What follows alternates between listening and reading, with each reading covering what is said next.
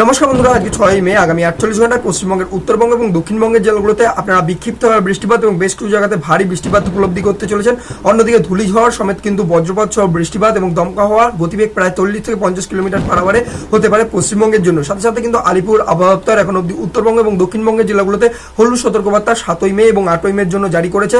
সাথে বাংলাদেশের যে আবহাওয়া দপ্তর রয়েছে তাদের তরফ থেকে বাংলাদেশের বিক্ষিপ্তভাবে বৃষ্টিপাত এবং ছোট বেগে হাওয়ার সাথে বেশ কিছু জায়গাতে ভারী বৃষ্টিপাত রয়েছে, এরকম ওয়ার্নিংও জারি করা রয়েছে। অন্যদিকে আসাম এবং ত্রিপুরার জন্য আমাদের ইন্ডিয়ান মেট্রোলজিক্যাল ডিপার্টমেন্টের তরফ থেকে হলুদ সতর্কবার্তা বেশ কিছু জায়গায় দেওয়া হয়েছে, সেখানে বজ্রপাত সহ মেঘ আপনারা উপলব্ধি করতে চলেছেন।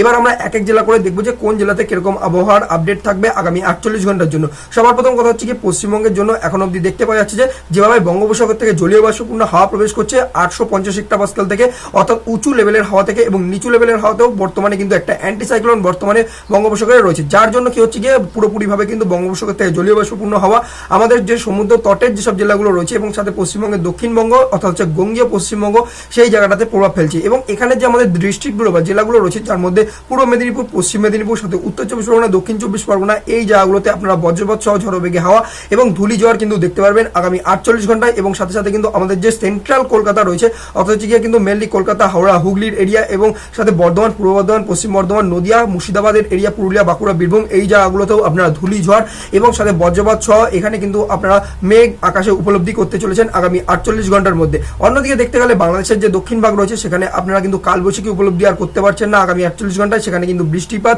বিক্ষিপ্তভাবে থাকছে। এবং দেখতে গেলে বাংলাদেশের যে দক্ষিণের এরিয়া রয়েছে সেখানে চট্টগ্রাম থেকে শুরু করে কক্সবাজার এবং সাথে সাথে খুলনা, পিরিজপুর, ঢাকার এরিয়া, নারায়ণগঞ্জ, হাবিগঞ্জ, কুমিল্লা, ফেনীর এরিয়া এবং সাথে সাথে পাবনার এরিয়া, এই জায়গাগুলোতে আপনারা বৃষ্টিপাত দেখতে পারবেন এবং বিক্ষিপ্তভাবে এই বৃষ্টিপাত কিন্তু থাকতে চলেছে আগামী 48 ঘন্টায়। যেভাবে কিন্তু বর্তমানে বঙ্গোপসাগর থেকে হাওয়া প্রবেশ করছে সেগুলো উত্তরের এরিয়াতে পুরোপুরিভাবে ধাবিত হচ্ছে এবং এই হাওয়াতে জলীয় বাষ্প যখন রয়েছে যেটা কিন্তু পুরোপুরিভাবে পাহাড়ে বাধা পেয়ে একটা ওরোগ্রাফিক লিফট হচ্ছে এবং পুরোপুরিভাবে কিন্তু এখানে একটা বজ্রপাত সহ বৃষ্টিপাতের পরিস্থিতি তৈরি করছে। অন্যদিকে সাবট্রপিক্যাল জেট স্ট্রিম যেটা কিন্তু বর্তমানে 500 হেক্টোপাস্কাল থেকে যেভাবে কিন্তু জোরে হাওয়া বইছে, যার জন্য পুরোপুরিভাবে একটা মোটা কিন্তু মেঘের লেয়ার তৈরি করছে উত্তরের এরিয়াটাতে।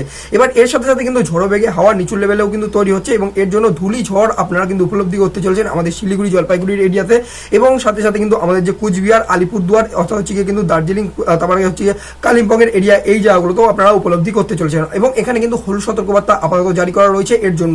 অন্যদিকে দেখতে গেলে আমাদের যে আসামের এরিয়া রয়েছে বঙ্গাইগাঁও, বারপেটা, তারপর ধুবড়ির এরিয়া এবং সাথে সাথে কিন্তু যে গুয়াহাটি এবং দিসপুরের এরিয়া, এই জায়গাগুলোতে হলুদ সতর্কবার্তা রয়েছে এবং এখানেও মোটামুটিভাবে আকাশে মেঘ এবং বজ্রপাতের জন্য সতর্কবার্তা দেওয়া হচ্ছে। এবং বাংলাদেশের যদি উত্তর ভাগের কথা বলি সেখানে রাজশাহী, রংপুর এবং আমাদের যে পশ্চিমবঙ্গের মাঝখানের যে প্যাচটা রয়েছে সেখানে হচ্ছে গিয়ে মালদা এবং মুর্শিদাবাদের এরিয়া এবং সাথে সাথে কিন্তু উত্তর দিনাজপুর, দক্ষিণ দিনাজপুরের এরিয়া, এর সাথে সাথে কিন্তু সিলেট এবং ময়মনসিংহের যে এরিয়া রয়েছে এবং হাবিগঞ্জ, সুনামগঞ্জের এরিয়া, সুনামগঞ্জের এরিয়া, এই জায়গাটাতে আপনারা কিন্তু বৃষ্টিপাত একটু বেশি রকমভাবে উপলব্ধি করতে পারবেন আগামী 48 ঘন্টায়। প্রায় 40 মিলিমিটার পর্যন্ত বৃষ্টিপাত প্রায় 8 মে নাগাদ এবং 7 মে নাগাদ এই দুদিন কিন্তু থাকতে পারে। এবং ওভারঅলি দেখতে গেলে এখন অব্দি আমাদের যে ত্রিপুরা রয়েছে সেখানে এখন যেভাবে কিন্তু মেঘ রয়েছে আকাশে, সেখানে আপনারা বজ্রপাত সহ কিন্তু এখানে একটা মেঘের ডাক এবং সাথে সাথে হালকা হালকা বৃষ্টিপাতও উপলব্ধি করতে চলেছেন।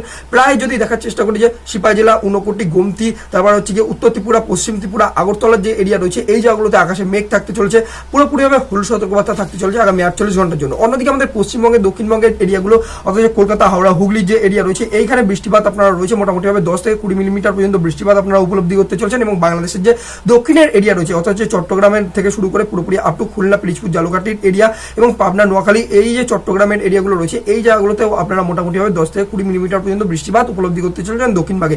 অন্যদিকে কালবৈশাখী কমই বইতে চলেছে আগামী 24 ঘন্টার জন্য পশ্চিমবঙ্গে, কিন্তু তারপরে আবার পশ্চিমবঙ্গে আবহাওয়া চেঞ্জ আসছে এবং সেক্ষেত্রে হয়তো কোনো রকমভাবে ডাস্ট মানে হচ্ছে কি ধূলি ঝড় আপনারা পশ্চিমবঙ্গের দক্ষিণবঙ্গে উপলব্ধি করতে চলছেন। এবং ওভারঅল টেম্পারেচারের যদি কথা বলি বা তাপমাত্রা কিরকম থাকতে চলছে, তাহলে সেক্ষেত্রে এখন অব্দি যেভাবে কিন্তু মেঘ রয়েছে পশ্চিমবঙ্গের দক্ষিণে এবং উত্তরে, সাথে সাথে বাংলাদেশের দক্ষিণে এবং সাথে বাংলাদেশের উপরে, তো এই জায়গাগুলোতে টেম্পারেচার ম্যাক্সিমাম টেম্পারেচার 30 থেকে 35 ডিগ্রির উপরে থাকতে চলছে। আর সাথে সাথে কিন্তু যদি আমরা মিনিমাম টেম্পারেচার দেখার চেষ্টা করি সেটা 23 থেকে 25 ডিগ্রির মধ্যে থাকতে চলছে, অর্থাৎ এখানে লু হওয়ার মতো চান্সেস কোনো রকম নেই। এবং হেভি রেনের চান্স উত্তরবঙ্গের জেলার জন্য এখন আপাতত দেখতে পাওয়া যাচ্ছে না এবং দক্ষিণবঙ্গেও হেভি রেন এখন অব্দি দেখতে পাওয়া যাচ্ছে না। বাংলাদেশের বেশ কিছু জায়গাতে বৃষ্টিপাত রয়েছে, সেটা আমি আপনাদের আপডেট করলাম। বাকি আপনারা কোন জেলা থেকে দেখছেন আর আপনাদের জেলাতে কিরকম ওয়েদার কন্ডিশন রয়েছে অবশ্যই কমেন্ট বক্সে জানাবেন যে আপনাদের জেলায় বৃষ্টিপাত হচ্ছে কিনা। আর এরকম যদি আপনারা রেগুলার আবহাওয়া সম্পর্কিত আপডেট পেতে চান তাহলে আবহাওয়া দর্পণকে অবশ্যই ইউটিউবে সাবস্ক্রাইব করে নিন। বাকি ভিডিও যদি ভালো লেগে থাকে তাহলে বন্ধুদের সাথে শেয়ার করবেন অবশ্যই, আর ভিডিওকে লাইক করে দেবেন। তো দেখা হচ্ছে আপনাদের সাথে পরবর্তী আবহাওয়া আপডেটের সাথে।